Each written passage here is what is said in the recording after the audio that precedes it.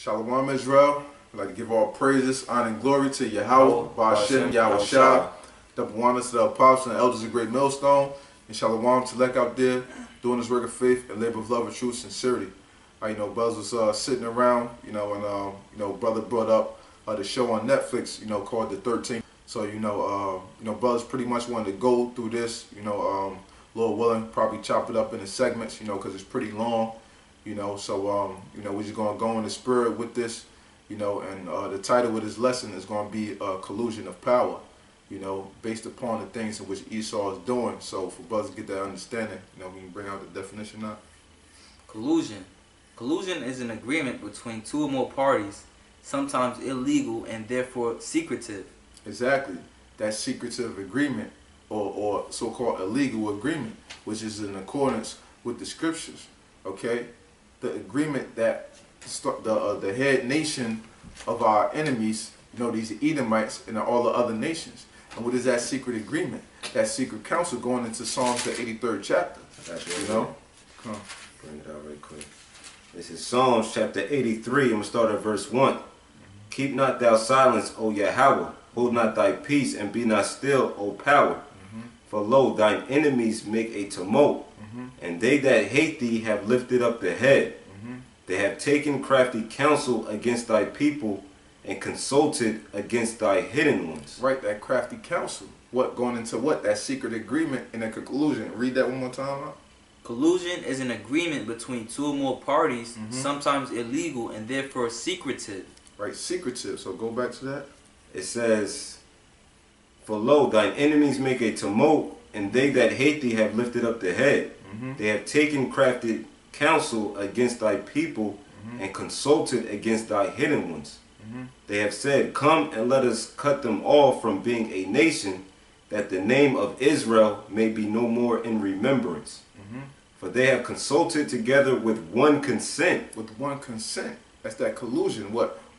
Two or more parties coming together in a secret agreement, man. So that's clearly according with the scriptures, man. Okay, so go ahead. And it says, they are confederate against thee. The tabernacles of Edom.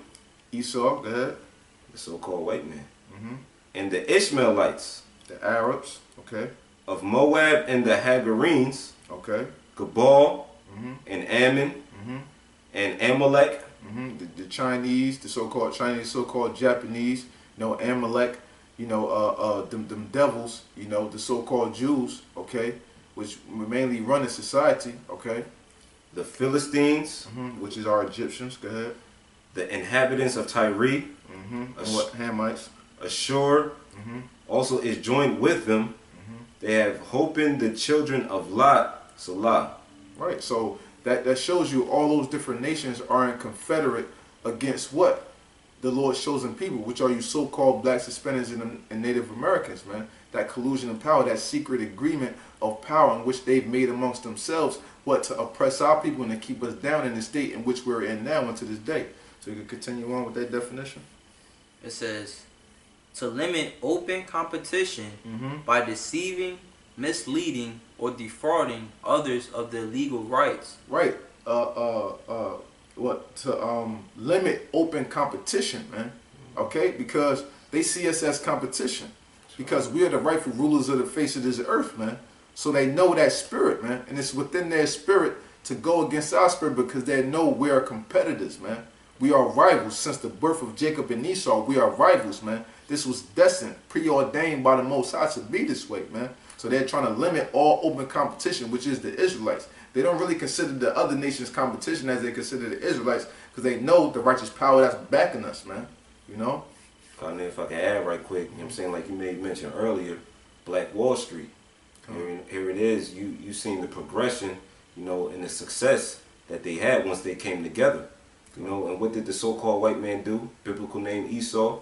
He brought bombs upon them. He destroyed their businesses to where they had nothing left. So that's a case and example how this devil, the so-called white man, views us as competition. It says, I'm going to read it again. To limit open competition by deceiving, misleading, or defrauding others of their legal rights. or to obtain an objective forbidden by law, typically by defrauding or gaining an unfair market advantage. Right, by gaining what? An unfair market advantage, man.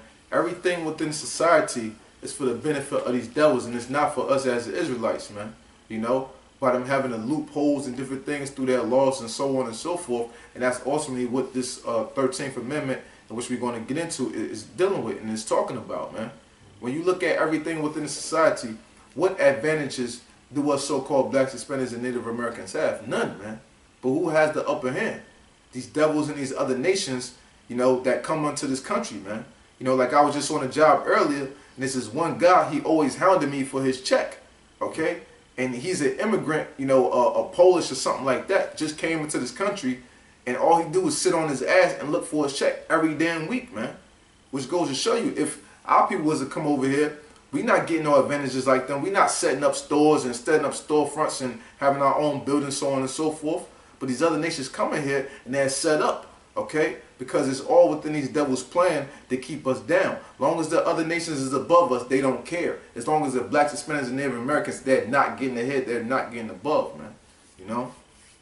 If I could add, it says, or to obtain an objective forbidden by law. Now, we know that this world was made for our sakes, you know, and basically the Most High, in the scriptures, the Most High, like, he was being funny at one point, I believe. Brothers always bring it out, how he was saying, like, if the moon and the sun go away, that's when Israel goes away, man. So they trying to set up laws and try to set up snares and traps, you know, to destroy us, man. Because if they do that, then the Most High is bound by His word. So if they do that, you know, then they would be the next rulers. But that's not going to be, man. All right, I have a precept, Jeremiah 50:7. All that found them have devoured them, and the adversary said, we offend not, because they have sinned against the Lord, the habitation of justice, even the Lord, the hope of their fathers. So right, you know, they set up snares, hoping to build a bad rapport with us, man. I'm gonna get that definition.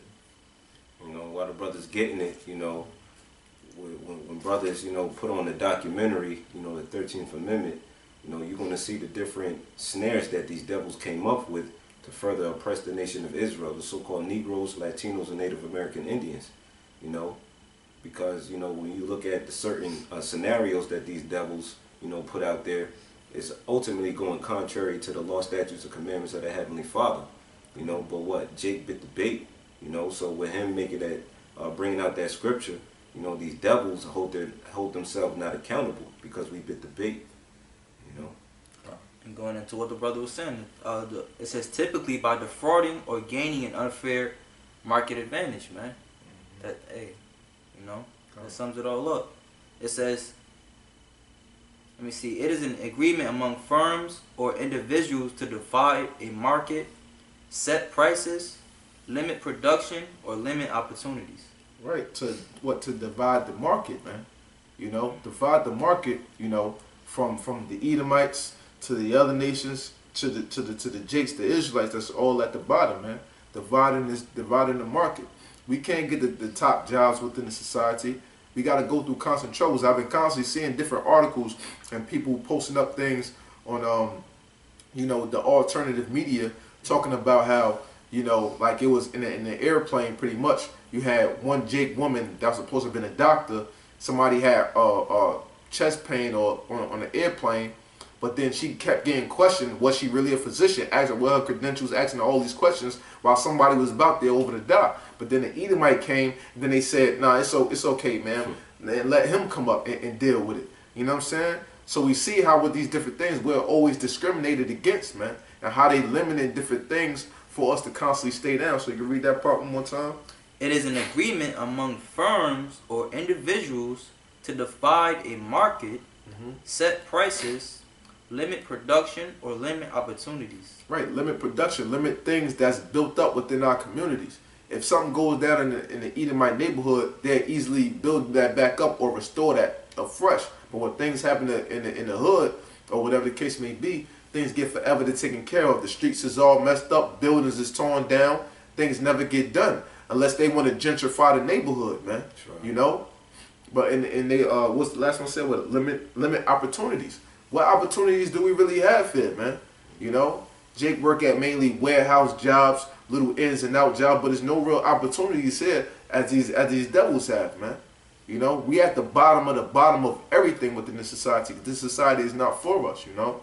Any last points? Oh, Salaki, if I could add, and that's the false sense of hope that these Edomites, these devils, the so-called white man, you know, put as a plaque, you know, to frame America, the land of opportunity.